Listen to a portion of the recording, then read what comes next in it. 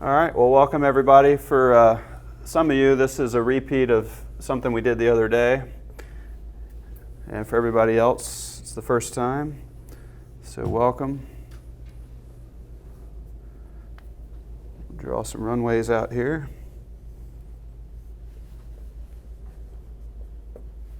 All right. So is anybody struggling with landings? Or have you struggled with landings?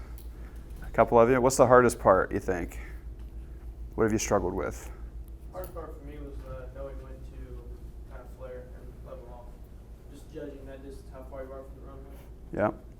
Kind of got it down now, but starting out, that was the biggest thing. Yeah. Anybody else? I wouldn't round out too much because you have all that speed heading straight towards the ground and get a little scared, pull back a little too far. Yeah. Ground shy. Yeah. For me, just because I'm new to the 40, it's getting used to how sensitive the rudder is when you're straightening. Like if you got a crosswind. Yeah. That rudder's more sensitive than I was expecting. It's got a little more authority than other planes. Yeah. Anybody else have anything you struggled with? Like staying aligned with the center line. Yeah, center line alignment. Cool. Yeah, so a lot of those have to do with sight picture. And making adjustments, getting used to what the normal sight picture is. But once you figure it out, it's not too bad. All right, so we're going to talk about the typical traffic pattern for a DA-40. Is anybody flying something other than the 40? No? Everybody's in the 40? Cool. So what's our speed limit in the downwind? 100? Why do we have a speed limit, you think? Set us up for success in the rest of the pattern. Yeah. Any other reasons? We don't overtake others quick. Yeah, most people are flying slower. Yeah. It also gives you time to prepare, and it's easier on the airplanes. So if you're going along at 140 knots in the downwind, your downwind happens really quick and you don't have as much time to set up and prepare for it. So with a lot of things in the pattern, if you're getting behind, just slowing down a little bit helps a bunch. The DA-40 is not going to just fall out of the sky. It's a little bit challenging to make it stall. There's never been a stall spin fatality in a DA-40 or DA-20 or any Diamond for that matter. And that's a statistic that's pretty something that Diamond's really proud of, because most airplanes, what's the most common crash? Stall spin in the pattern, right? And so it's a pilot-induced problem. So Diamond actually designed these airplanes to make them kind of hard to stall. So it should be almost impossible to kill yourself in a DA-40 stalling and spinning. There's been a couple people that did it successfully, but they were doing spins and didn't recover properly. But as far as the accidental spin, it pretty much hasn't happened. So anyway, all that to say, you could slow down, if you get behind, or if you're coming in high on final or something, you can always slow down to get there. But anyway, so we enter the pattern on a 45 for the downwind typically. We set a 100 knot speed limit. Our touchdown point's always going to be these 1,000-foot bars, and our aiming point is normally this spot here in between the second and third centerline stripe. So all the runways that you'll find at real airports anyway are set up the same. So there's always 3.5 center lines before the 1,000-foot bars. All those center lines are the same length. The 1,000-foot bars are the same length at most airports. Some of the smaller private type places, they're different, but if they're regulation airports, they're the same. So we want to start our descent process next to these 1,000-foot bars. And really the whole point of this standardized pattern process is the only way to get a standardized result at the end is to have a standardized process. So like with most things that you do when you're flying, you want to kind of set up the same system and have a systematic process for how you do everything, right? Systematic flight plan, systematic pre-flight, systematic run-up, and it's all done that way so you don't forget things. And we can have a consistent result, hopefully. So next to our 1,000-foot bars is where we start coming down. We've got our checklist done. Don't forget the paper checklist, or iPad if you're using an iPad for that. But every pattern you're supposed to be doing a checklist, physically looking at it, not just doing the stuff from memory. So we get all that stuff done prior to the 1,000-foot bars. We pull the power back to about what percentage? 30. About 30. So right here we go 30%. What speed are we looking for? 95. 95. And we want to go to the first flaps position. I think they're called takeoff flaps in the 40, right? So anybody experienced where you pull the power back, you go add the flaps, and then the nose comes up? So the trick to that is to let it slow down to 95 and start descending first.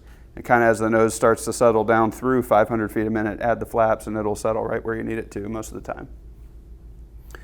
So our goal here, we're obviously flying at 1,000 AGL in the downwind, so our goal is to get here when we turn final at 500 AGL. And so if you do the math, that leaves us a split to where we want to be at 750. Yep. Sounds like somebody's seen this before. For those that saw this last week, did it help you at all when you went out and flew afterwards? Yeah? That's good. So there's hope yet for the day. You guys that haven't seen it might be able to use it. All right, so we go until we're about a 45-degree angle from our touchdown point. Not the aiming point, but the touchdown point. So we look out the back, and we see it, basically at our, 7 o'clock-ish, somewhere in there. And that means it's time to turn. Before we do that, though, coming down the downwind, how do we know when we're spaced properly from the runway? How far should we be? About a mile. About a mile? So we want to be close enough that if we needed to, we could glide back to the airport. Probably a half mile-ish, somewhere in there. What does it look like when you're a half mile-ish from the runway? Yep, runs through the gas cap. So as you look out on your wing, you've got your light, you've got your gas cap. I think there's a stall stop out there somewhere. So you basically want to put the runway kind of right there. And that gives you the consistent spacing, because that's another area where people aren't quite as consistent. They fly it close or they fly it far, and they don't have a consistent process for how they do that. And then you end up, the timing doesn't work, and you end up low or end up high, depending on if you were wide or narrow. So putting the runway in the same spot on the wing all the time is important in the downwind. So we look out, we have our 45, we turn base at 750 AGL. This is the point where the G1000 does that ding at you when you've left your altitude, if you leave it at pattern altitude. So you should hear that ding right here in the turn. So we'll write ding up there, the little bubble. There you go. So we turn base and we pull the power out a little bit. Anybody know what percentage? No? We just kind of guess and do whatever, huh? So I'd pull out 5%. So we start at 25%. All these are targets. So you obviously have to adjust based on weight and temperature and wind and all that. And we slow down to 85. And we're still at 500 foot per minute, just like we were here. All right, we turn final in a manner that doesn't require a steep turn. And so this is where we have to apply those principles from ground reference maneuvers, turns around a point, S-turns, rectangular course, and make sure that we line up there in line with the center line. We should be at 500 AGL when we do that. And then we reduce some more power. Maybe it's another 5%, maybe it's none, it just depends. And we go to full flaps. And then we transition to our descent rate from being 500 feet a minute to being whatever it takes from there, which should be about 500 feet per minute. But instead of looking at our vertical speed indicator, we switch over to using our aiming point as our reference, and we adjust our power to maintain our airspeed. Does that sound backwards from the way anybody else has been taught? Power for airspeed, pitch for aiming point. Is that right? Yes, no? Got some people asleep. We sell Red Bull in the vending machine there if you need it. So we switch over to aim point versus touchdown point. So aiming point is where if we got down here at the runway and we didn't round out, we don't want to say flare, but if we didn't round out, we would hit the nose onto the ground. So this spot should be stationary in our window. Imagine you're looking through your window. If that spot's going up or down, it means the airplane's going up or down. And so if the spot's going down in the window, you're getting high. If it's going up in the window, you're getting low. Typically, it stays pretty stationary until you get within about 300 feet. And then most people kind of relax the pressure and let the nose come down, and then it goes up in the window, and then you kind of get off your glide path. So we should have a nice standard 3-degree glide path all the way down. It should look just like that. So we don't want to be making pitch changes and doing that up and down the final, which is why we don't pitch for airspeed on final. Because if you were pitching for airspeed, you'd be doing that, and you'd never hit the spot, ever. So, all right, so that was, 80 knots on final? About 3-degree glide slope. Actually, I think I was taught the opposite. So, pitch for airspeed, then power to do the elevation. Yeah, it doesn't work in a pattern. So in slow flight, you do it that way, right? Right. And they call slow flight the region of reverse command. So the reason it's called reverse is because it's backwards of how you would always do it otherwise. But that's the way most people have taught it forever, is pitch for airspeed. And the reason is they don't want you to, get slow about to stall and not know to push the nose down. So that's why they do it that way. But when you get to instrument flying, I remember the first time I watched King School's instrument course back in like 2002 or something. The very first video, John King goes, on an instrument approach, you got to use power for airspeed. And I was like, whoa, wait a minute. And then he made a big point about, like, this is backwards from how you would normally do it. Which got me thinking, like, why do we then teach people to pitch for airspeed at the private level? Because we're just going to tell you to completely disregard that when you move on. And those that have studied for CFI know about the law of primacy and how it's so hard to break the first thing that you're taught. So we're trying to switch over to having everybody pitch for aiming point and power for airspeed. All right, so we have the aiming point idea. What I do is I kind of look for a bug on the window, which is a bit of a challenge because we clean our airplanes here, but if you can pretend there's a bug, or what I do is in my brain too is I'll pretend I drew a circle around my aiming point on the window and try to keep that in the same spot. And as we'll talk about in a second, it doesn't really matter what your angle is, as long as that aiming point stays the same, that's where you're going to hit the ground. All right, so we fly it down until about right here is probably where we'll start to bring the power out to go to idle.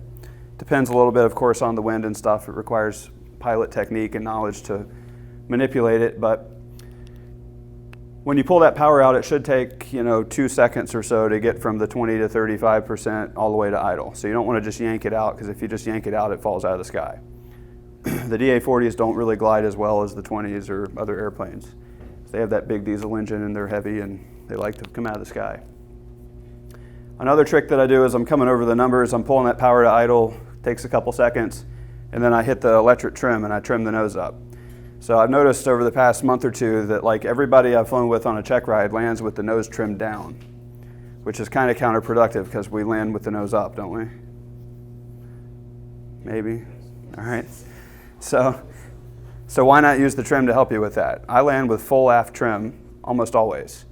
The thing you have to remember with that, though, is if you go around, you have to take the trim out or else the nose comes up. So we come across the numbers, we pull the power to idle, we trim the nose up. We get about 2 to 3 feet off the ground. What does 2 to 3 feet off the ground look like?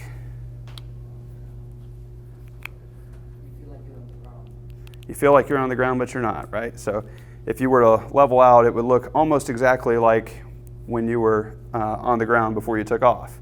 So if you want to look at what should the sight picture look like on the runway, like next time you go take off, take a mental snapshot of what that looks like. Or next time you rotate, what does that look like? Because your landing attitude is the same as your rotation attitude. And if you can imagine, like as you're sitting here in the chair today, if you're sitting down, this is on the ground, this is not on the ground. So it's like a foot difference. So it's almost identical. Another common error that people make when they're looking at stuff is they'll look too close to the airplane. So if you're coming in sideways, it means you're looking at the nose or too close to the nose. So you should be looking 2,000 or 3,000 feet down the runway, straight ahead, and your peripheral vision will tell you if you're, going sideways or whatever. It's real easy to tell if you're sideways if you're looking further away from the airplane. But every time you land sideways, it's because you're not looking far enough out. All right, so 80 knots on final, down to 2 or 3 feet off the ground.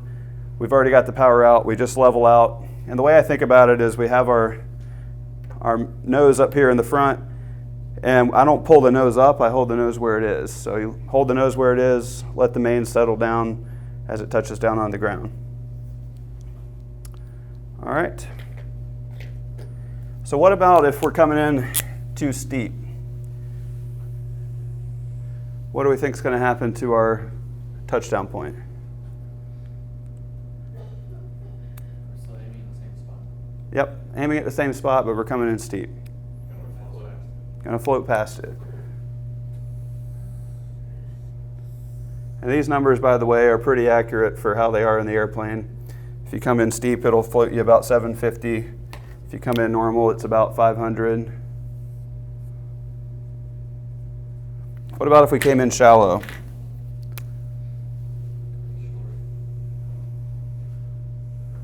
Probably be short. It's about 250 probably. And these assume we're at 80 knots for all three.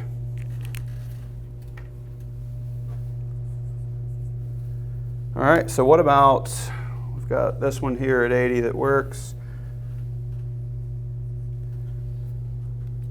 What about if we wanted to come in steeper and still hit the touchdown point? We could go slower. What else could we do? Move the aiming point back. Yep. If you find yourself coming in steep, all you've got to do is shift the aiming point back. So if we came in steep, about 750 at 80 knots would be about like that. And the shallow one would be just like that. So we still have our same 250 and 750. All we did was we shifted the aiming point. So if you can get this concept down, then in real time you're able to adjust as you're out there flying, and you'll be able to tell, hey, I'm coming in steep, let me aim towards the numbers a little more, and it'll still get you on your touchdown point every time. All right. What if we didn't want to move the aiming point? If we wanted to leave it in the same spot, but have all three angles work.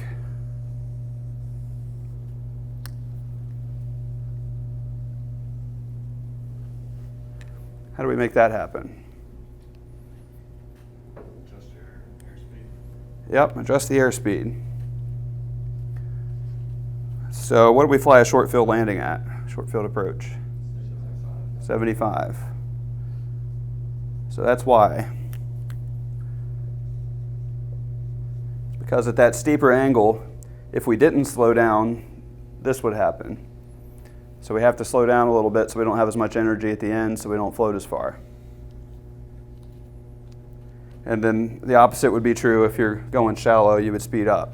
Now, in the private pilot, or really all the check rides, you're not really supposed to vary your approach speed. You're supposed to have a specific speed that you fly, and the examiner grades you on how well you hold that speed.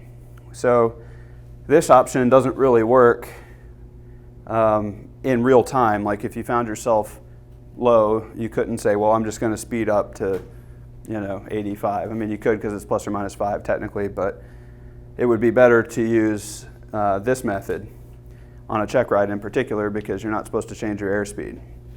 So this is really what we're trying to accomplish. These are the theories behind it. Any questions on that? Is that a new magical thing for anybody today? Yeah? I got one vote. You got to tell me it's good to get your free pizza. That's how that works. That's great. It's amazing, isn't it? Great. All right. So that's landing theory, energy management. Another point on this is, remember the FAA says all trees are 50 feet tall, right? I like to joke that when they made the FARs back in the 40s, that's how tall the trees were, and they've grown in the last 70, 80 years. So if you're planning on an actual short field, there's kind of two considerations. Number one is the trees are probably taller than 50 feet. And number two, you can't land 1,000 feet down a short runway.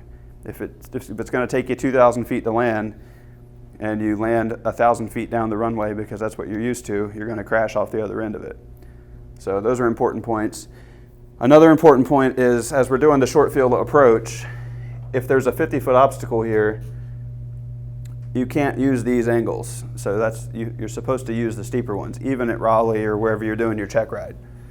So we don't really want to see you kind of doing the shallow approach to a short field landing. You shouldn't have, 3 reds or 4 reds coming in on that. Shouldn't really even have 2 red lights on the Pappy. Should really be 3 to 4 white coming in. Who did I fly with the other day in a 40? Was it a 40 or like over the weekend? Did I fly with any of you guys over the weekend? Somebody I demoed a pattern to. Forget who it was. Yeah, that was me, I think. Did we do a short field landing coming in real steep? Yeah. So that was my demo of like how we come in really steep and just slow down and make it work. And like a lot of people, if you turn final and I show them 4 white, they freak out thinking there's no way we'll make it. But the Pappy is really irrelevant if you understand this stuff. And then in the bigger planes like the Twin especially, you can make it work really well.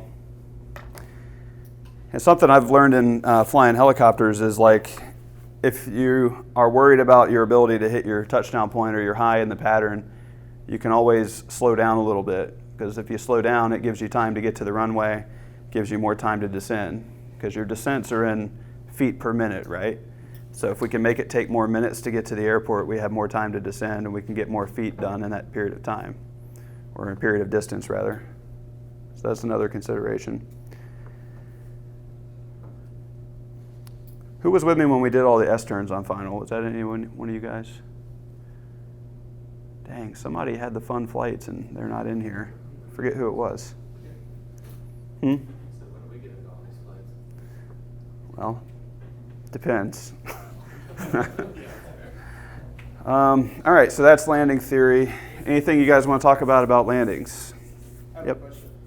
So you said when you're picking your point, like when you do it, what do you judge it off? You said like a bug on the windshield, but is that what you're like kind of picking that on the screen there, and then you're looking at it on the ground? Yeah, I mean, basically, it doesn't matter what point you pick on the window, because if you're not going straight to the dot, then it's going to be moving, right? So what I do is I just look at the point and I keep my sight picture the same.